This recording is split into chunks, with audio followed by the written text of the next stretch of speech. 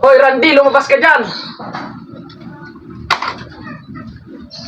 Bakit? Nabalitaan ko, kinatay mo yung kambing ko at binenta sa palengke. Kasalanan yan ng kambing mo, kinain mga pananim ko na ibebenta ko sana sa palengke.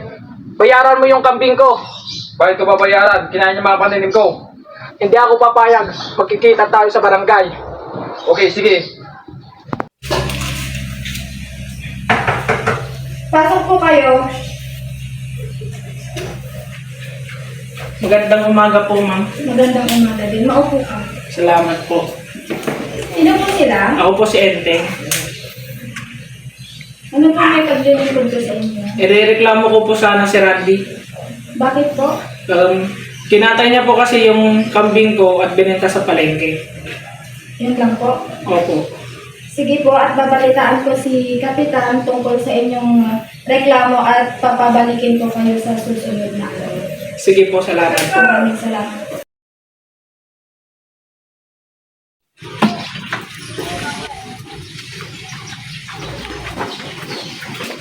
Tao po. Tao po. Sino po yun? Magandang umaga po. Taga-barangay po kami.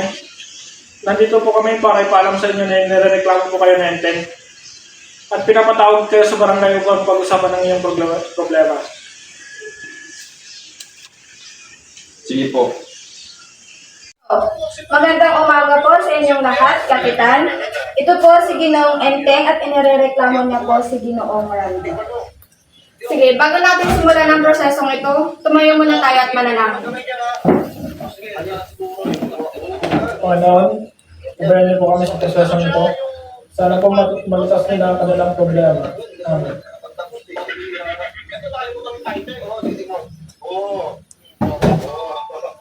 Salamat po. Para malutas ang inyong problema, andito ako para makinig. Pero nasa sa inyo pa rin ang desisyon kung magkakasundo kayo. Pero sana nga malutas natin ang inyong problema. Bago natin simulan ang prosesong ito, may mga patakaran tayong kailangan sundin. Una, dapat ang mga sasabihin nyo ay pawang katotohanan lamang. At kapag nagsasalita ang isa, dapat makinig mo na ang isa. Ano nga ba talaga ang nangyari? Ganito po kasi, Kapitana. Ako po si Enteng, nag-aalaga ng mga kambing. Nabalitaan ko po, kinatay niya yung kambing ko at binenta sa palengke. Gusto ko po sanang bayaran niya yung kambing ko. Ikaw naman, anong konsehin mo? Ako po si Randy. Nagtatanim po ako ng mga gulay para ibenta sa palengke. Pagising ko ng umaga, nadatnan ko yung kambing ni Enteng na kinakain ng mga gulay ko. Bilang kapalit, hinuli ko yung kambing ni Enteng at kinatay ko para ibenta sa palengke. So ngayon, anong gusto niyo mangyari? Gusto ko lang po, Kapitana, bayaran niya yung kambing ko. Kaya mo bang bayaran yung kambing niya? Ay hindi, paano naman yung mga gulay ko na kinain ng kambing mo? Kung inayos mo sana yung bakuran mo, hindi sana pumasok yung kambing ko. Kung tinali mo sana yung kambing mo, hindi yung papasok sa bakuran ko. Basta bayaran mo yung kambing ko. Ay hindi ko babayaran yung kambing mo. Mas mahal yung kambing ko kaysa yung gulay mo. Kasalanan mo yan. Basta bayaran mo yung kambing ko. Teka lang muna.